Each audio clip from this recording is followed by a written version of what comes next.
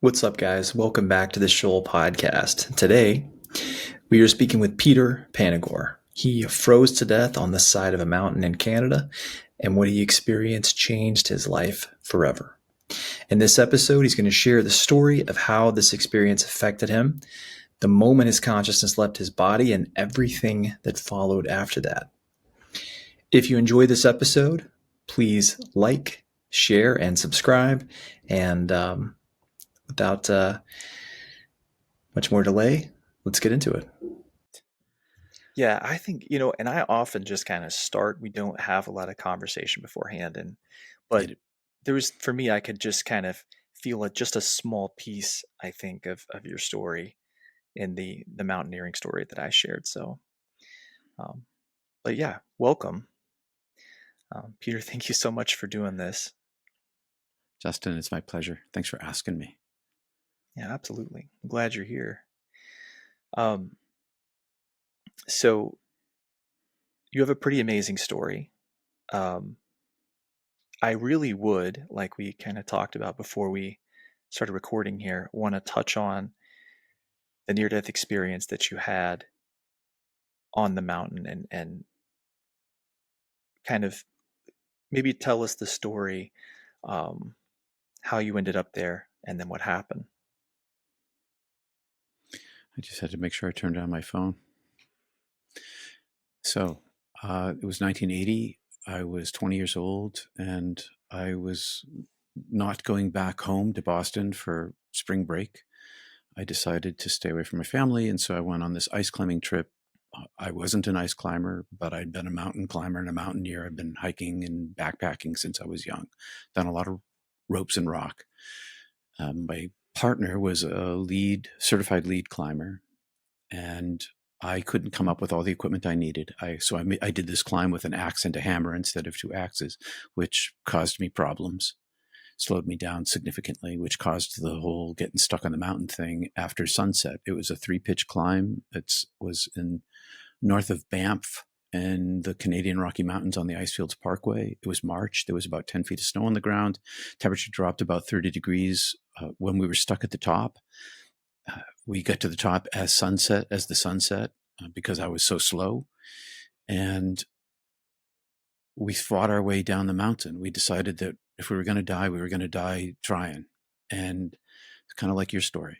And so by the time we reached the third rappel, frostbite, hypothermia, slow brain, trouble, pain, terrible things. The further we went on this traverse, the colder it became, the hungrier we became, which meant we were expending more. We're spending energy that we couldn't replace. So we were up against the dropping temperature and the expenditure of energy, and had hypothermia and frostbite. And anyway, got to the last pitch, and we got stuck. The rope got stuck at this place. We were only about 100, 150 feet up, and we were strapped into the mountain. There was pins in the mountain with straps, and we could click in. So we did. And Tim was to my left and I was to the right, and I had the rope, and it was stuck somewhere up in the dark around the corner and unreachable. And the more I pulled, the tighter that cinch came. So there was this point at which I recognized that I wasn't going to get out of this. I'd been fighting all night long. My brain kind of took over, this deep part of my brain. I think of it as my reptilian brain. It was so instinctual. It's hard for me to describe because it wasn't a place of words. It was a place of survivability. And it wasn't something that I was willing anymore. It was a will much deeper than mine. And so I was being driven forward by this deep part of myself. And then I recognized at some point, probably when I unzipped my coat because I was hot, which I knew was ridiculous because I'd been trained first winter responder ski patrol. And I decided to do it anyway because I was crazy. Cold steals your brain. It takes away your rationality. But as I did this, I had this peace come over me because I also had this acceptance. And I began to think about my family and God. I was raised Greek Orthodox, Roman Catholic, went to Catholic high school, had mystical experiences as a child, all the way up to college. So I was a God person, but kind of a hippie, acid dropping kind of guy for several years at this point. but I was definitely dedicated and devoted to the divine. And as I was recognizing that this peace that came over me wasn't really my peace, it was sort of like um, it was total. It was the first time I've ever felt total peace and total acceptance. And I can't really describe what it was like, but I released myself, and then I began to fall asleep, and then I finally fell asleep the last time, only it wasn't sleep.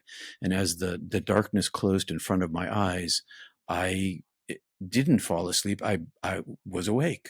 I became awake, and I knew that I should be asleep, but I couldn't understand why I had this aware consciousness. And in this state of being, I felt myself leave my body in part. I was sort of in front of my physical body, still connected to it, but I was out in front of it. And um, in front of me was this incredibly deep darkness, and it was extensive, and it surrounded me, and I wasn't afraid at all.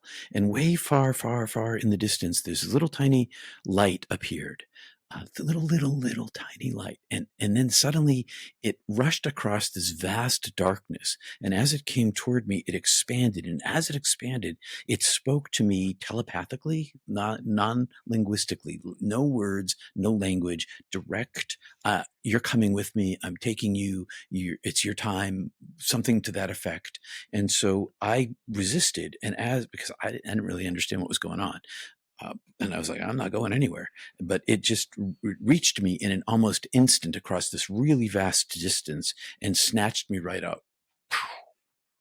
And then I was suddenly enveloped inside of it, and I was transported in this state of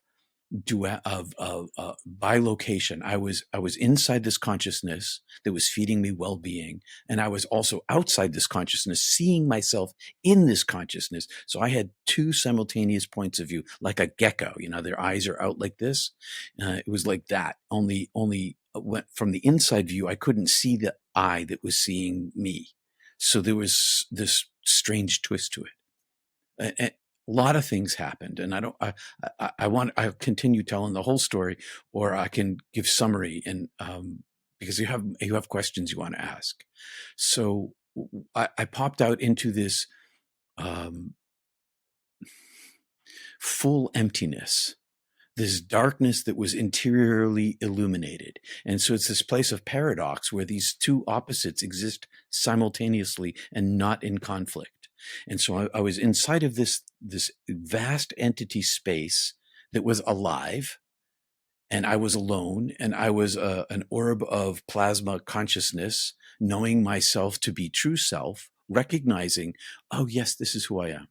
And in the vast distance, there was a shield of darkness through which I could not penetrate. I couldn't see through. I had a whole series of different experiences, different levels of heaven. I went through this uh, time period of life review where I suffered all the pain that I gave to everyone in my entire life as them, as they had experienced it in the actual time that they did. And simultaneously, I was also that me in that time experiencing every reason and emotion I was causing this pain. And the disproportion between them was immense. The amount that I thought I was given was like a little palmful, but the amount that I got was, you know, a dump truck.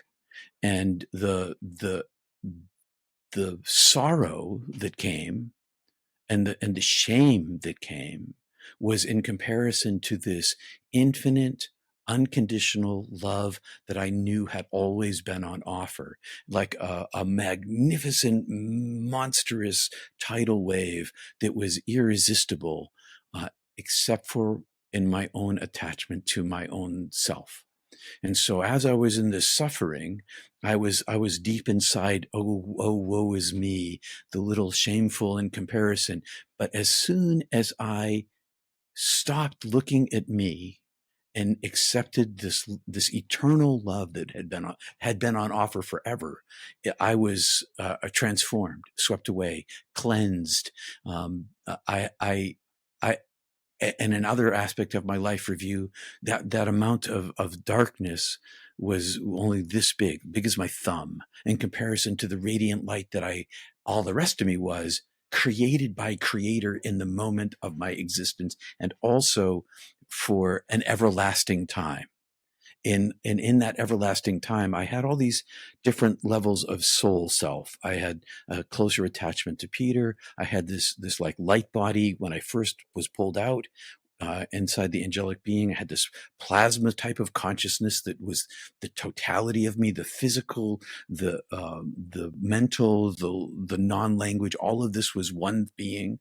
I had 10,000 eyes, and this other level after this acceptance, I inflated with beauty, love, joy, understanding, knowledge, awe, paradise, bliss, healing, wholeness, wellness, and they were all one thing, and it was love or light, and I expanded to this unitive state where I still had this separation from this deeper darkness, the eternal nature of the infinite, but I was also completely made of it.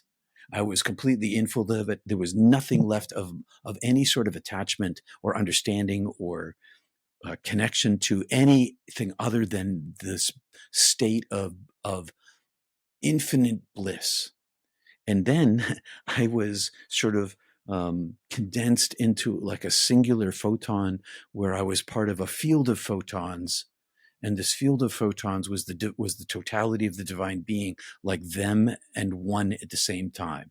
And I was one of them, and I was one with it, but I was also sort of outside it at the same time. I saw my incarnations, lots of incarnations. I entered into a couple of them.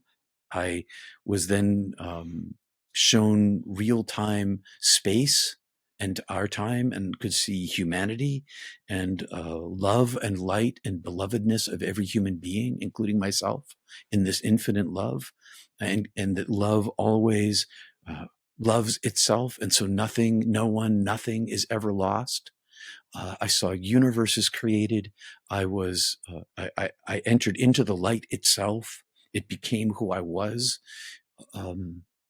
And then I saw my parents' faces rise up off of earth, and I saw their lives from the point at which I died. Their lives split into two courses, with me and without me.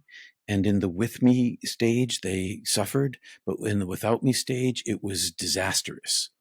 And their endings was the same. So they both ended in bliss and love in the place I was in. So I knew their end game, but the space of the length of their lives and the immense amount of suffering they would undergo with my absence. My sister had vanished when I was 14, and so there was all this history of loss, and that was undealt with and hidden, and lots of psychological, emotional stuff, as you can imagine. And from my point of view, life was this fast, a snap of the fingers, boom, life to life to life, and compared to the eternal nature. And so I said, and meanwhile, the voice is like, come home. You can come home, but you have this choice. Come home, but you have this choice. And so I said, if I go back, thinking that it was going to be the snap of a finger, not recognizing that I was going to enter back into this beautiful hellscape that we live in.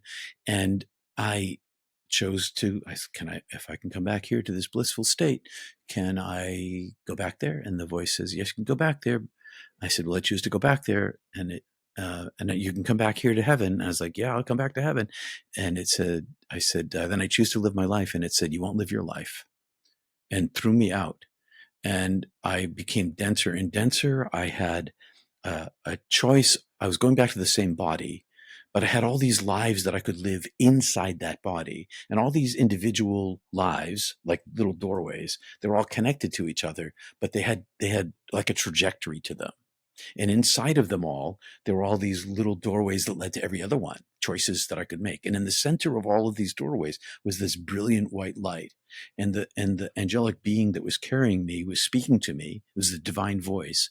And it was saying, choose light, choose a life. And I knew that it wanted me to choose just the purity of the light. But then I had this thought, what about all the guys? If I'm going back and I'm going to carry this message, because I knew that that's what I was being given.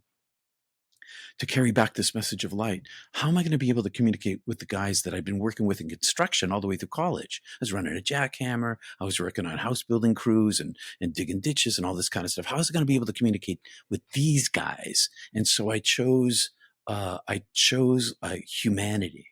I chose a particular kind of self, and then in an instant, I'm in that tunnel going down, and then we, the angelic being in me, we pop out, we pop out at the body, and there it is on the cliff, and I don't care about it at all.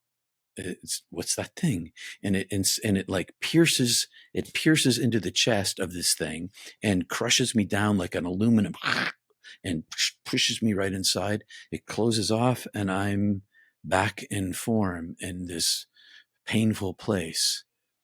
And my brain turned on, and I came to.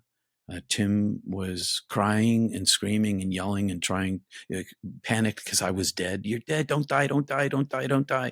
And then I'm awake, and he's blown away by that. And we stand up, and I think that the way that I fell moved the rope, because I was dangling sort of he had to pull me back up a little bit. And so the rope probably came free up above, and we descended, and our car was right across the street on the Icefields Parkway. We set up our tent. We did first aid for hypothermia, and we self-treated. And eventually the sun came up, and off we went. And I came back an entirely different person.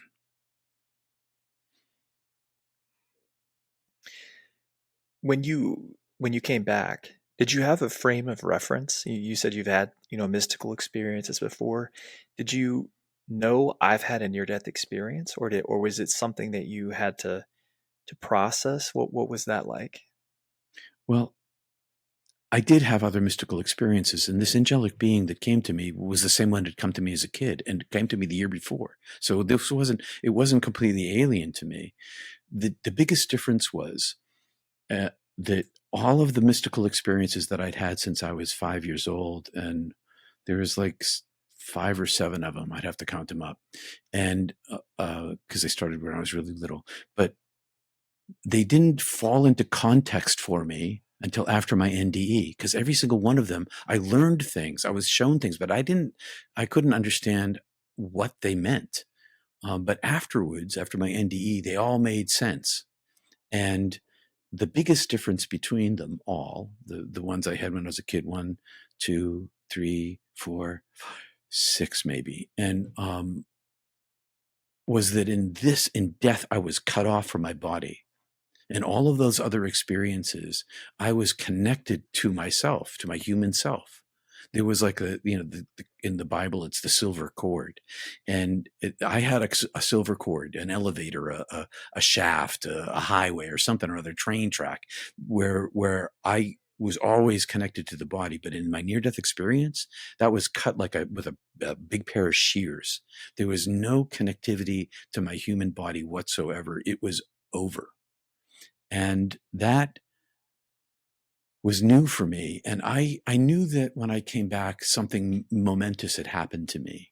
I mean, I was in this world where everything radiated light. Like I could see it, and it wasn't just seeing it. It was in my ears and on my tongue and up my nose and in my fingertips. The whole thing was radiant. And it was also this celluloid, thin, fragile, black and white, flickering thinscape where the light was projecting this place, and it all completely looked false to me.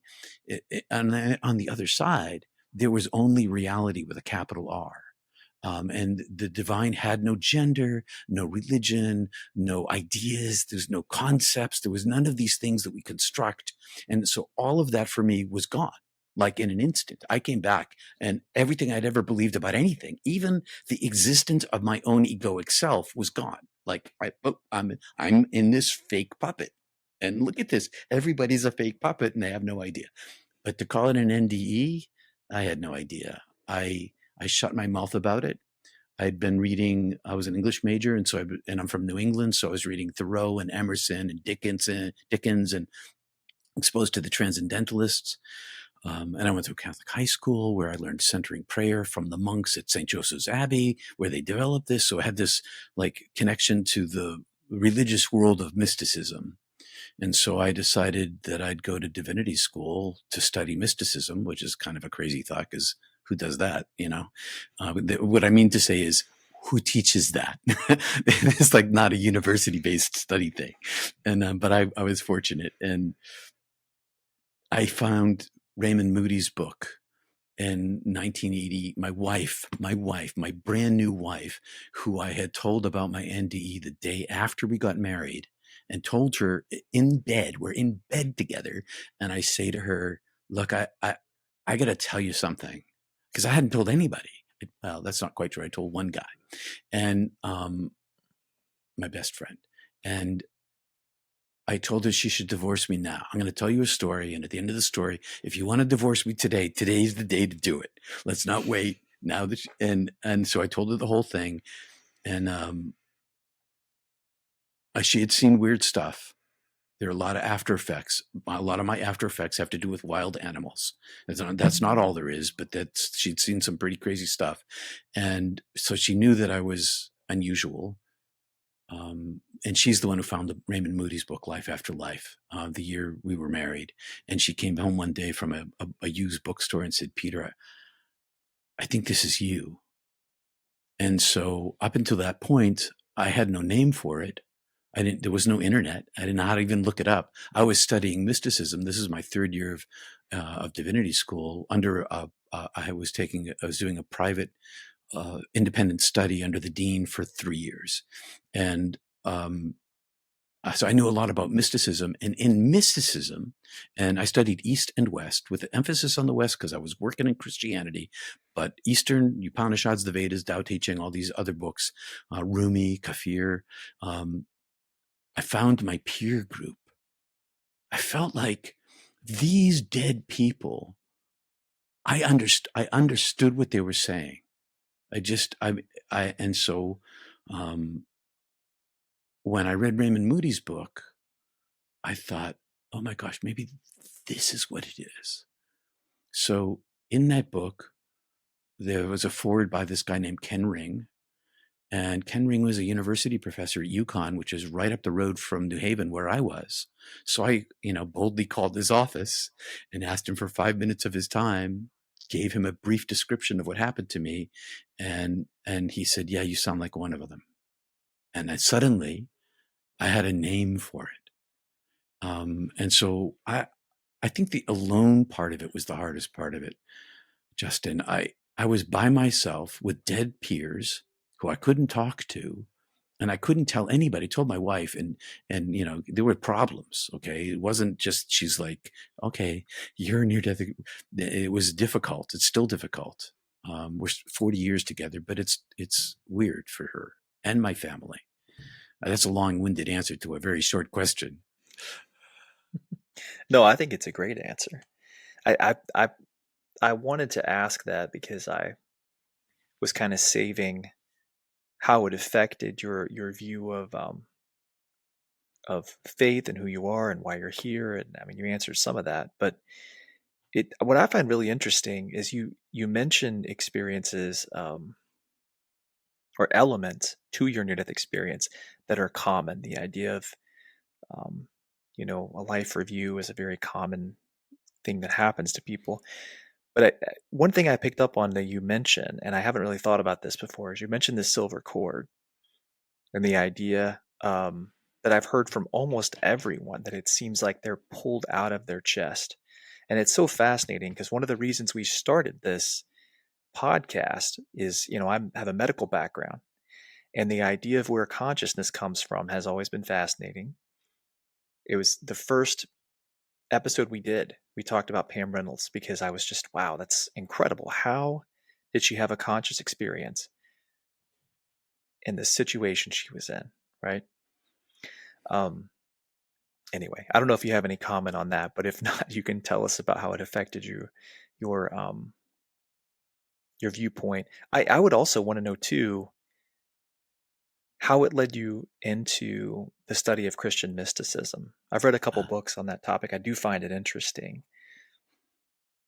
Well, I'll start there. I went back. I was an exchange student at Montana State University that year, and so I went back to my university, the University of Massachusetts, where I was an English major in the English department, and there was a comparative English department. And in the comparative English department, there was one class called Mysticism East and West, and I took that class, and it gave me a great exposure to Buddhism and Sufism and Christianity. And so one day we went on this Sashin Zen retreat at St. Joseph's Abbey, where the Trappists invented centering prayer.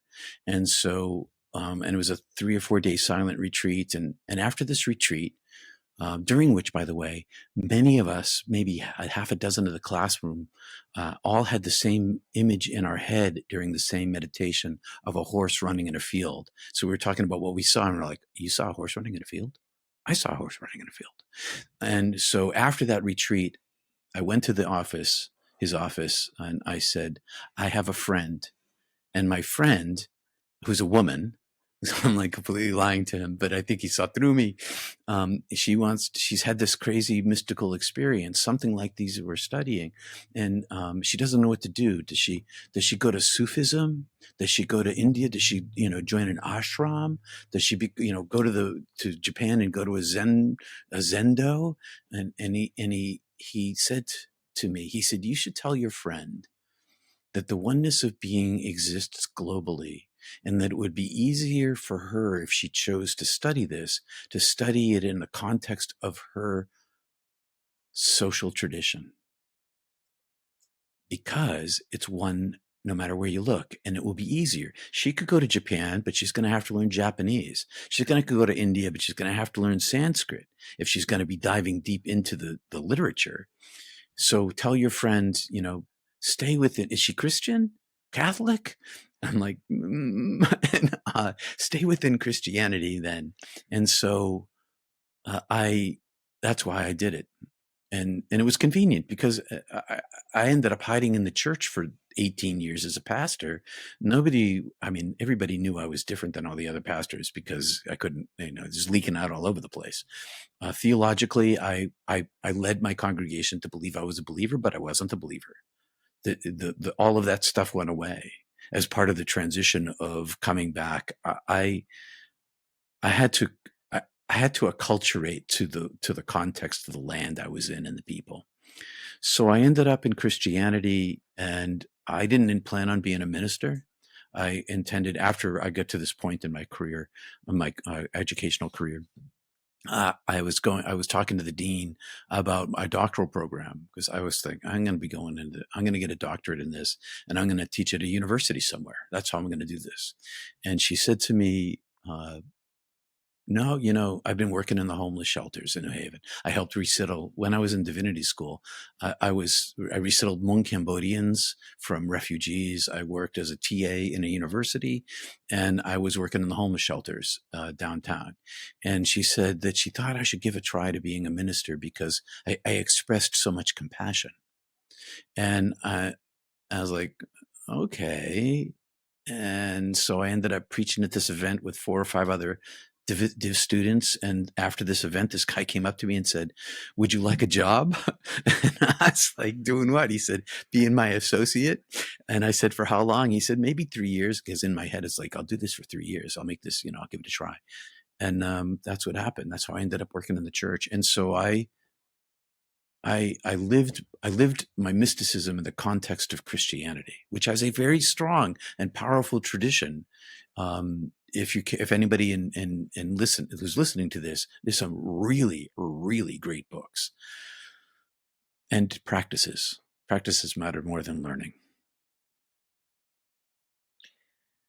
Would you mind sharing? And I'm really curious more for myself, because what books on Christian mysticism did you find most interesting? You ask? In Christianity, the probably the easiest book to read is by Teresa of Avila, and she's quite the mystic. Julian of Norwich, as they say, the Cloud of Unknowing. The Cloud of Unknowing is not an easy read, but a very deep, powerful read. Anything by Meister Eckhart. John Rusbrook. I mean, I could go on and on, but this book, if you want a basic book to understand your own psychology and emotions, Mysticism by Evelyn Underhill. Evelyn Underhill was one of the greatest scholars of mysticism in the history of scholarship. And she was brilliant. And this book, this is what I still have this book. This is what I wrote my dissertation on. Became my guidebook to myself. It was through this book that I was able to understand with all of the information that I'd collected from all these other books, Eckhart and Norwich and all these people. But this book helped me understand even more broadly, because she brought in a whole lot of other people into this as well. But I understood who I had become. And because of my studies, in conjunction with my Kriya yoga and centering prayer practice and asanas, and some martial arts stuff too, working with chi, I was able to survive here.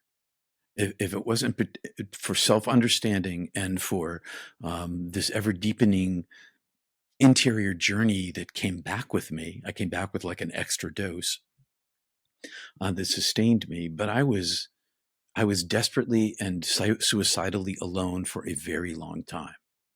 And it was because of these ancient mystics and the practices of centering into silence that I was able to survive here. And with all, and here I mean in life, in this beautiful, beautiful, terrible place. And I don't recommend near-death experience to anybody. And people say, I want an NDE. Well, maybe, I mean, there are definitely blessings with it, but there are troubles with it too. And now it's maybe a little different because everybody's got everybody else, which is one of the reasons why I'm talking to you, Justin, because I want other near-death experiencers to talk to each other, because there's a lot of help out there for adjusting to this radical transformation that no matter how much you love somebody, if they haven't had something similar, they can't understand. It's like I'm speaking Mandarin to somebody who speaks Arabic. Sounds, I don't know, emotion maybe, but understanding. So I had nobody but the dead people and my interior journey. And I found that in Christianity, I was a United Church of Christ, Protestant, socially progressive, ordaining women in LGBTQ, and it was very open, a lot of social justice work, which I was deep into, helping people, but not really a mystical bone in the entire realm of Protestantism, basically. Pentecostals somewhat, but their theology was way far away from mine. I hid in the church, and I tried to do good work.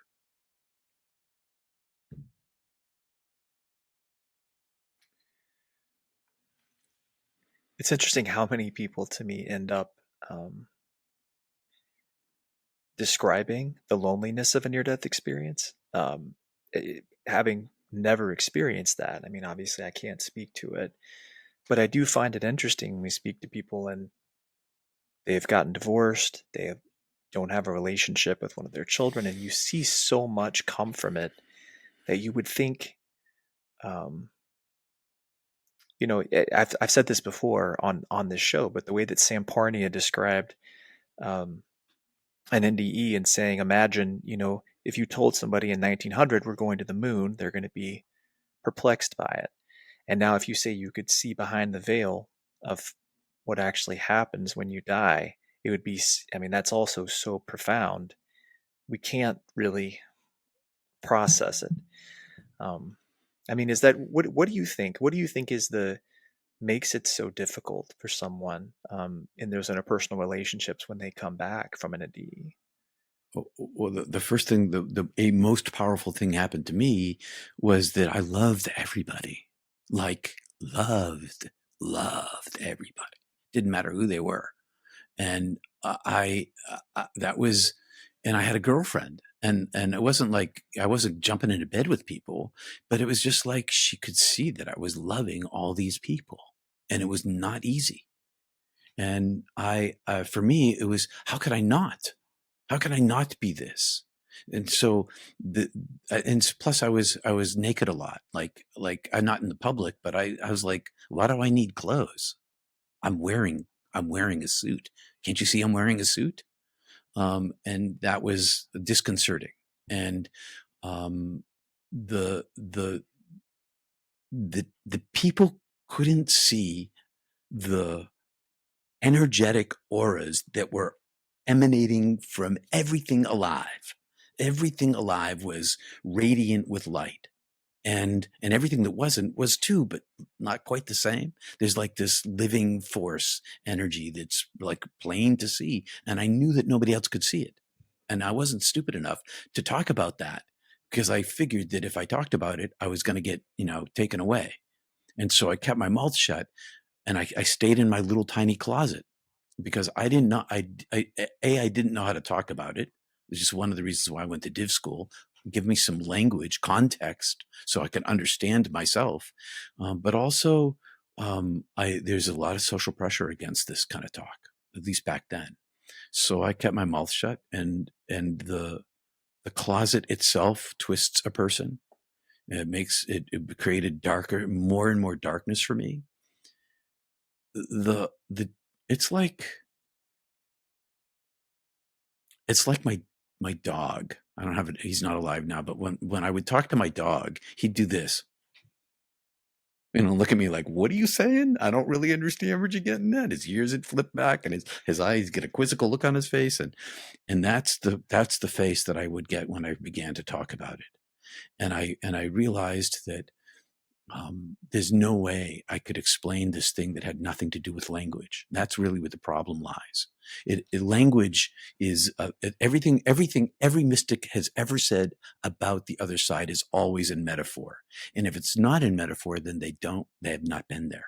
They don't know what they're talking about. But throughout all the literature, it's all, you got to kind of fit it into these boxes that it doesn't really fit into, because there's this energetic thing.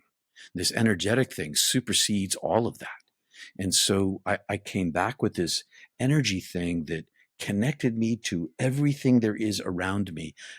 And my sense of expansive feeling was immense compared to what it had been before. And I had this permeability where I could feel the thoughtful emotions of everybody around me. So much so that when I would go to like a concert, I tried going to concerts. I had to leave. I had to leave crowds. I had to leave anywhere where I couldn't tell who I was anymore. Where there's so many people around me and their emotions, I was all of them and not me. And that was true even individually, especially with high intensity emotions. I couldn't tell where I began and where this person ended.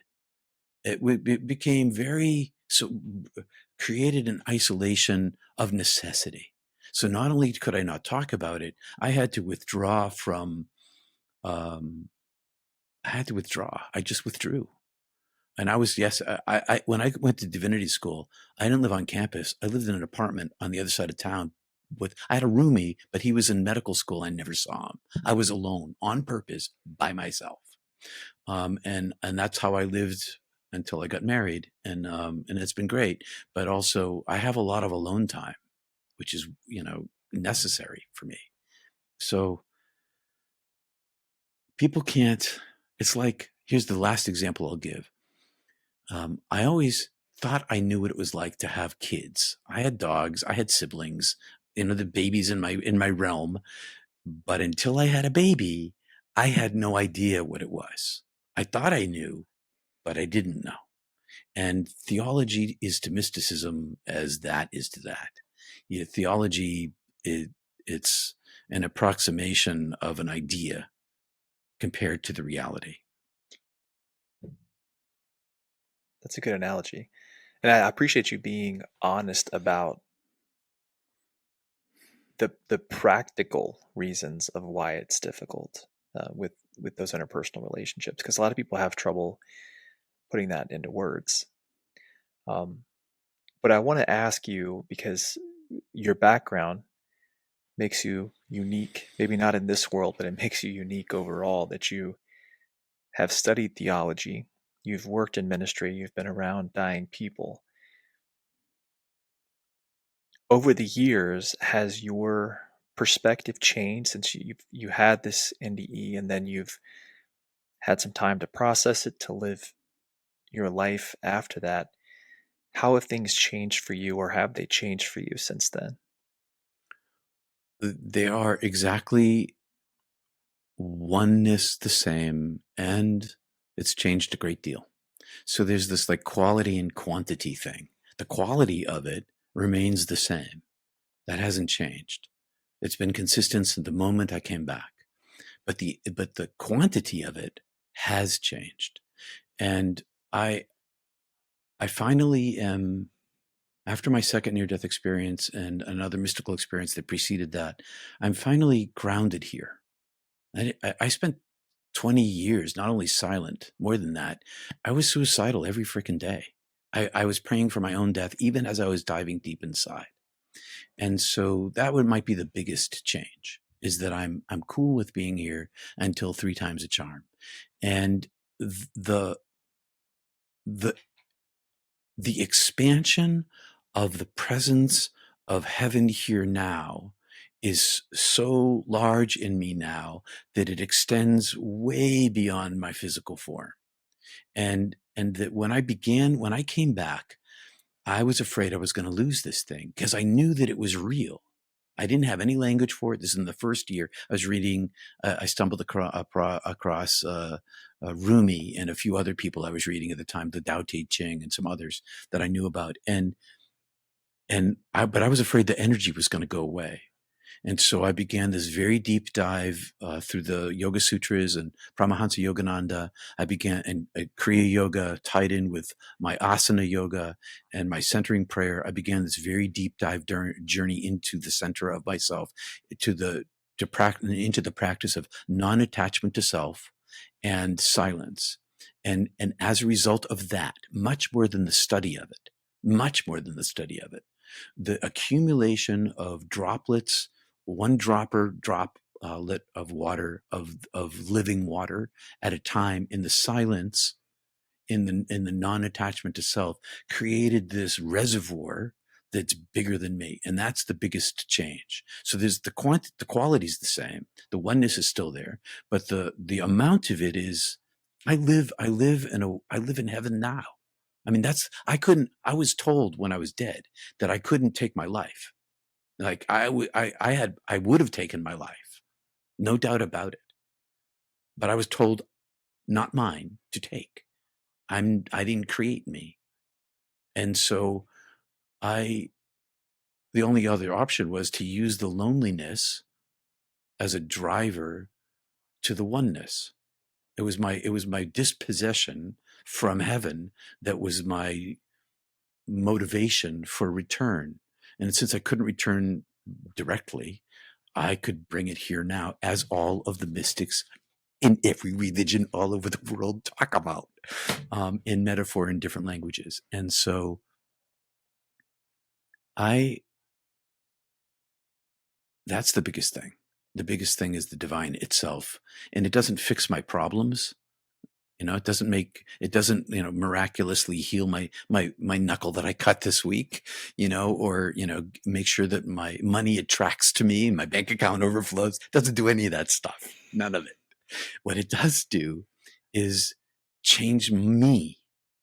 And I have this continual knowledge of who I am, where I'm from, to whom I belong, and to where I am going. And it's all contained in this single point of now.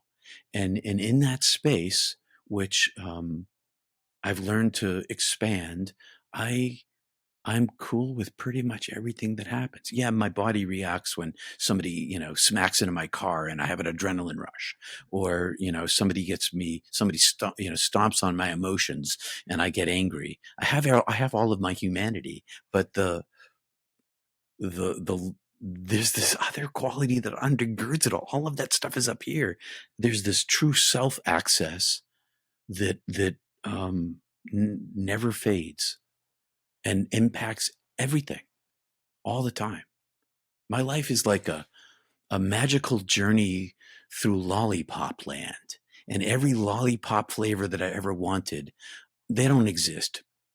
But the better ones that are given to me, they're all there. And I just keep, my life is lead from one thing to the next. People talk about guides and being led. I'm definitely guided. I'm definitely led. And it's not like a little angel sitting on my shoulder. It's doors that open and doors that close. And the more quantity of this quality, the more synchronicity, the more magic, the more presence of the divine light becomes manifest in my life and people around me, because it shares itself with others, and it communicates with self and others. Ducks, I get ducks and chickadees and blackbirds and crows, and my animal life, my wild animal life is very active. I'm friends with all sorts of beasts because of this.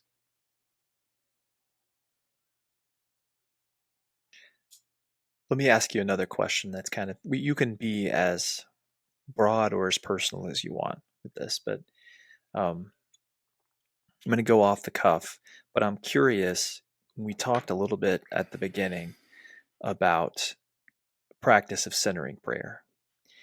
And I'm wondering for you, if someone is watching this, listening to this, and they would like to implement this into their daily routine, what would be your advice or your thoughts on someone just starting? Just start. It's super simple, but it's also difficult. The difficult aspect is enduring in the practice with dedication until fruition. And that is hard. And you might, in the first couple of weeks, have a touch of an experience of the darkness, of the silence, of the quietude, of the stillness, whatever you want to call it. And maybe if you have that experience, that should be enough of a driver for you to continue on with the practice, because it's a cumulative practice. I've been practicing. I started this practice in 1977, and it's only gotten deeper every day. Not in the beginning. In the beginning, there was hard, but after a period of time, it teaches itself. So the more you practice it with all these benefits, it rewires the brain. It brings a sense of response rather than reactivity. It gives a sense of stability. It gives a sense of connection, has all these really wonderful impacts in the physical world. But it brings the center of the self into quietness so that the divine light can radiate from its true center inside of us in its natural form, without inhibition, without impediment, not inhibition, without impediment. And the practice is very simple. You set up your phone, you shut off, you put it on 20-minute timer on your phone, and you sit in a chair with arms on it, and you put your hands. I like this form here, but you can put your hands on your lap, and you can put your hands in your belly. You don't have to do anything special with your hands. I like this particular form. Feet flat on the floor, spine straight. Sorry about that noise. Spine straight, and pick a very simple phrase. The simpler, the better. A 1 word, 2 words, 3 words. It could be a prayer that you said as a kid. Could be a chant that you heard somewhere along the way. It could be a poem, words from a musical that you like. Eventually, the words will fall away. It's helpful if they're sacred words, but eventually the words fall away and one's only left with breath. And then it's really easy. You take the breath with the words, and you breathe in your nose, and you fill your belly. It's diaphragmatic breathing, so your belly gets gets full, and you pause, and you breathe the words back up again. This is the basics. And you breathe them in.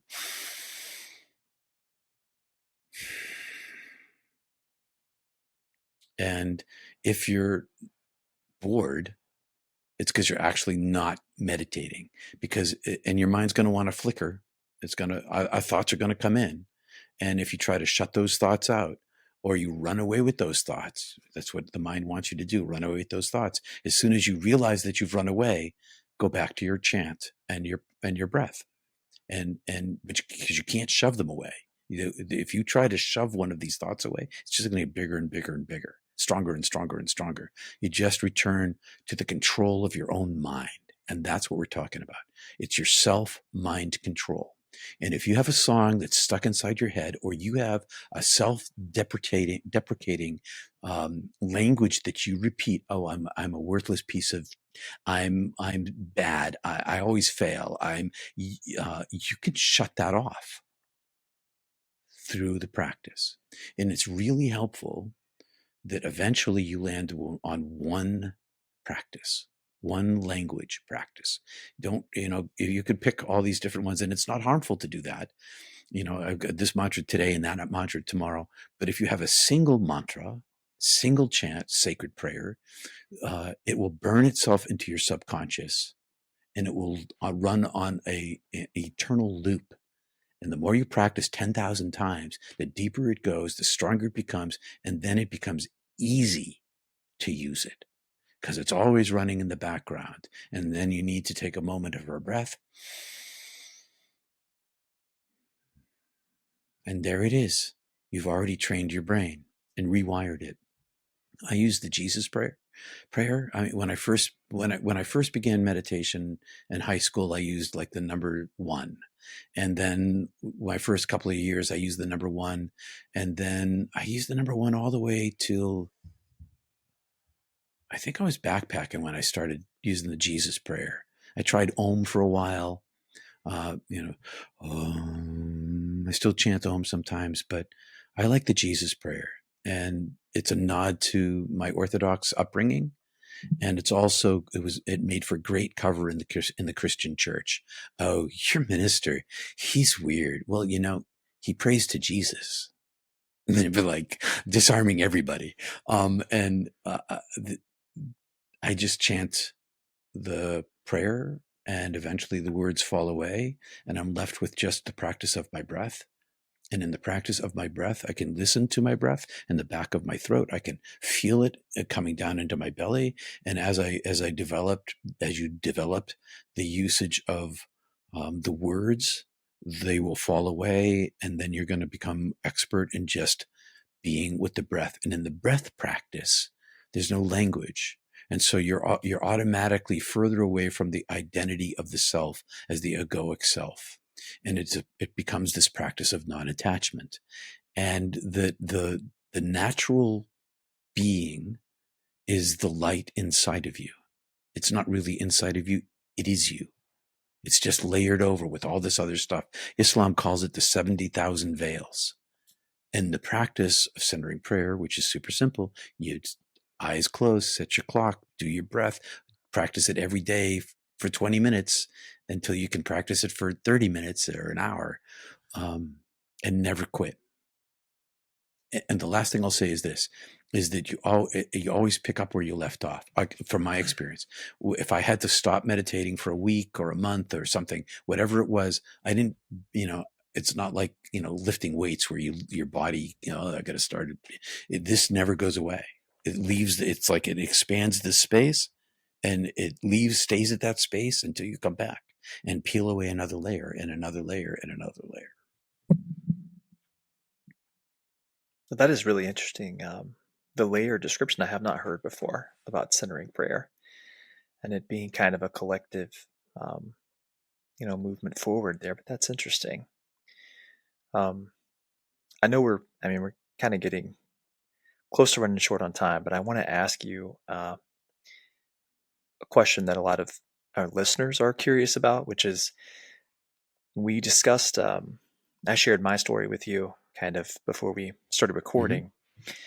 And again, not a near-death experiencer, but um, when you think there is a potential that death is imminent, there is sometimes, I almost feel like, an acceptance of what's happening.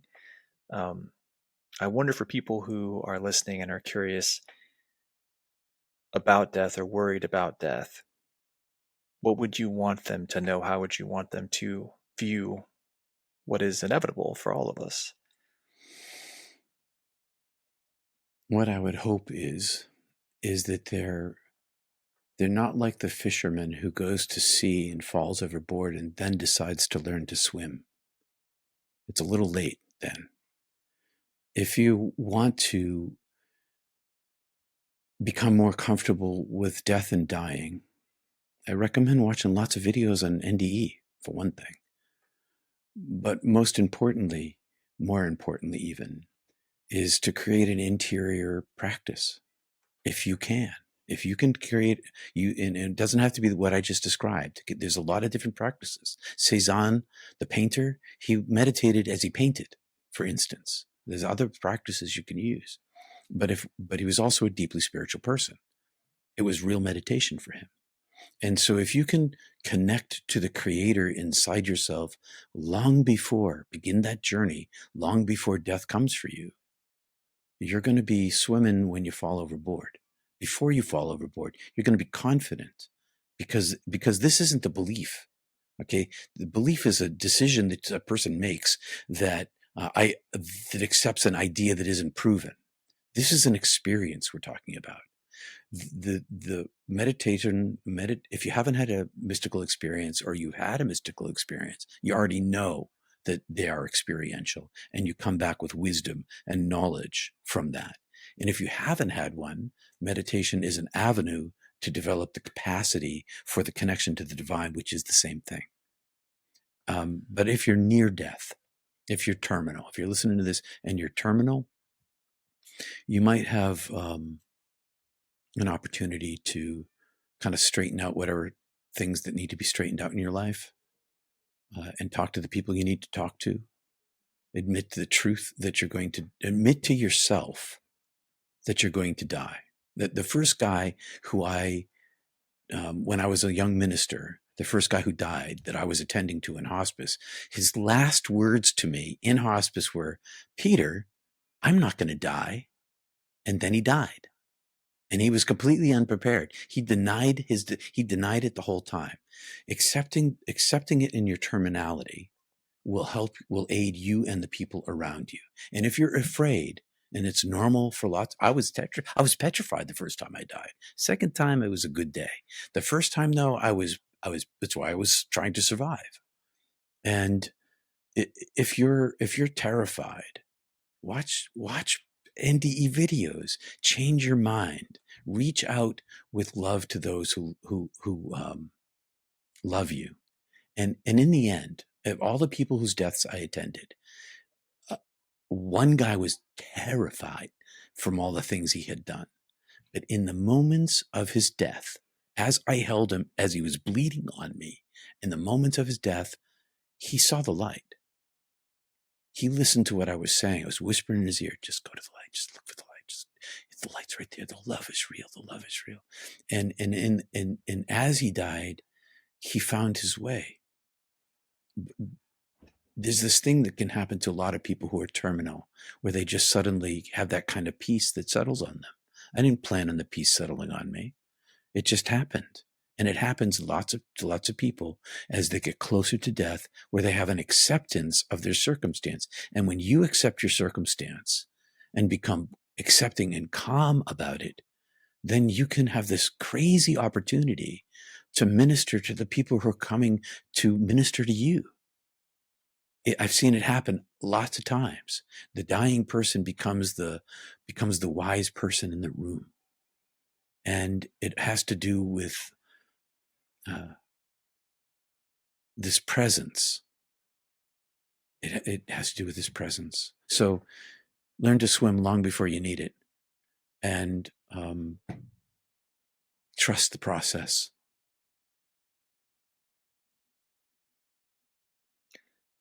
It's a great answer, Peter.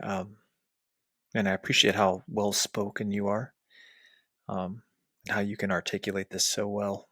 It's a really difficult topic, and a lot of people have trouble doing that.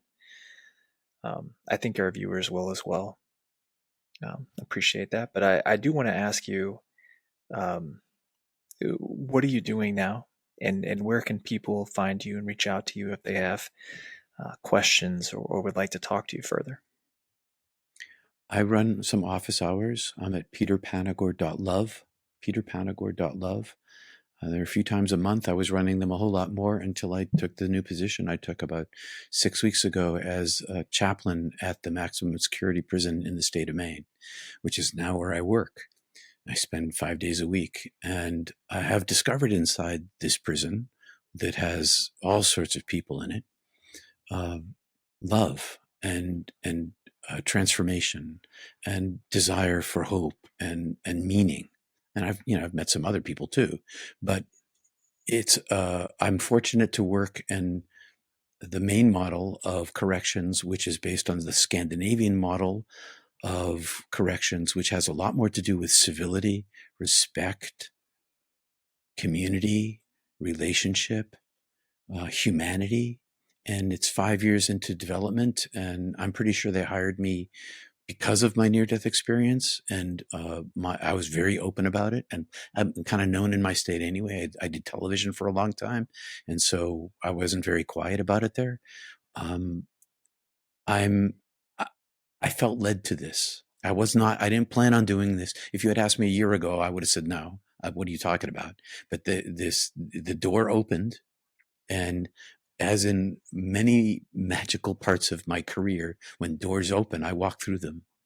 And I walked through this door, and here I am, and I smile all day long because I'm in the midst of an intensified humanity. These walls, they're a pressure cooker, and they create they create opportunity, positive and negative, for these people. And I know that they're trying to measure me up now. I've been there 6 weeks. I'm still in training, and the corrections officers are trying to figure me out, and the residents are trying to figure me out. And I'm just being myself. That's what I'm doing. I'm going to be myself. And I'm already encountering other near-death experiencers people who never talked about it before, deeply spiritual people. I help run 21 religions. So I'm with the Wiccans and the neo-pagans and the Muslims and the Native Americans, and I'm trying to help them run their organizations. And so it's very super broadly ecumenical. And there's some religions that I never even heard of before that I'm studying now, trying to get my handle on, African and South American and all sorts of stuff. But I feel like I was led there, and I made this great choice, and I've had 100, probably exaggerated, maybe 50 deja vus. Part of my near-death experience involves these sort of dislocations in time and dream memories and experiencing things before they happen. Lots of them. I had one this morning pulling into the prison. It's raining, it's autumn, the leaves are falling, and I'm turning up the driveway, and I remember in the dream, I had no idea where I was. I was like, where am I? What is this thing? And I could see the whole picture, and I had this feeling to it. And then as I drove in this morning, I was like, oh yeah, I am supposed to be here right now. And I am here right now. That is just the story of my life. You asked about what it's like with people who don't understand. My whole life is like that. And you don't talk, you can't talk about that stuff to people. At least I couldn't before. I do now. But for most of my life, oh yeah, I knew what you're going to say before you said it. Like, you don't say that kind of stuff. I couldn't anyway. No, definitely not. Well, I appreciate you doing this. Thank you so much for taking the time tonight. We don't normally record at night, but I'm glad we got to do it. Thank And you. I really, really do appreciate again how well you articulate all of this. It's sometimes so difficult, and I don't in any way judge that because, again, I've never had that experience, and I know it's hard for people to process. But man, you do an incredible job bringing it to listeners and viewers, and we appreciate it. And thank you. It's my calling, and it takes dozens of years to integrate. And I've been at this a long time. So if